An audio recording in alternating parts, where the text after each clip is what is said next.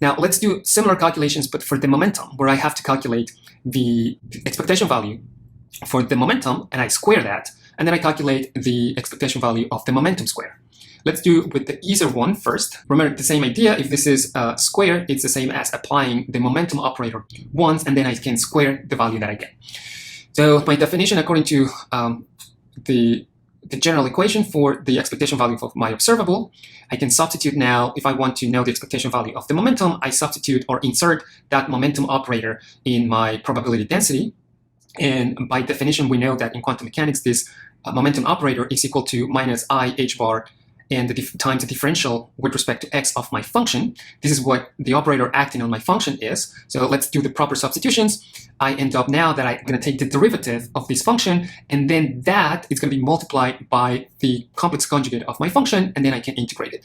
So let's see, we can take the derivative of the exponential here.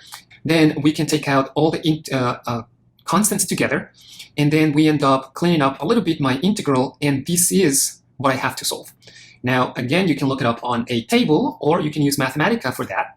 So same idea. We're now trying to get the expectation value for the momentum. We define our wave function. We can calculate the result of applying the momentum operator into my wave function by the same way that we define it here. This will be just to kind of check our work that we did manually. Let's check it out in Mathematica.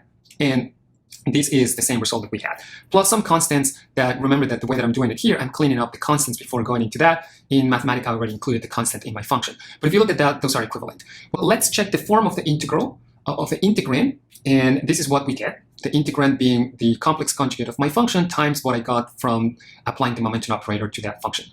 All of those are constant, or constants values. This function x times this function. This is the integrand that I'm plotting here. The same idea as before. Beta is just changing our distribution, but it's still an odd function. Then we will be expecting that the integral is equal to 0. So let's just make sure that that is the case. Yes, it is 0. Same as what we had for the position operator. It's the same form. So let's go back to our problem, and this integral is going to be equal to 0. And then with that, we know that the expectation value of the momentum, 0, then the square of that is still equal to 0. So we have the first element in here. Now let's go to calculate the most complicated part of this problem, which is calculating the expectation value of the momentum square. Now the expectation value of the momentum square is applying the momentum twice, is equal to minus h bar squared times the second derivative of the function that we have in front of us, or that you have in front of the operator. So that is in total. Let's do the proper substitutions, keep track of where the constants are going, and then here we have my complex conjugate function times the second derivative of this exponential function. So now this one, when we take the second derivative, we ended up with this value, where we have now a sum of two functions. This first term times this function minus the second term times the exponential function. So we can expand that, and then we can say that by factoring out 2 beta here, just to kind of try to clean up my equation as much as possible, then we end up with a bunch of constants, and then we have 2 integrals that we can solve separately. So let's see what we can say about that particular function. So let's calculate now the expectation value of the momentum square. So let's define our wave function first. Let's just check that what we had as our second derivative of our wave function is correct. So this is to double check our work. And then, yeah, sure enough, what we have here, just after some cleanup, is exactly what we end up having in this particular case. Now, I'm just assigning the momentum square operator times my acting on my wave function as this variable phi, just to simplify the work that we have in here.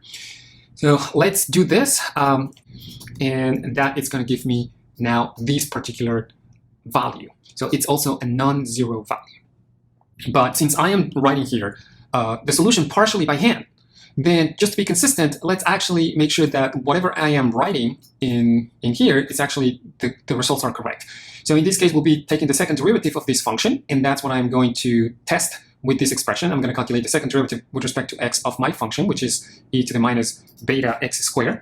And yes, that's exactly what I got in here. So check mark for me. And then again, just to be consistent, the integrals that I am actually ended up having to solve is this integral, the integral from minus infinity to infinity of x squared times e to the minus 2 beta x squared, which is the product of these two multiplied together. And on the other hand, I'm going to have the integral from minus infinity to infinity of these two multiplied together, which gives me this. So those are the integrals that I have to solve in this case, just to be consistent with the way that I'm writing my answer here.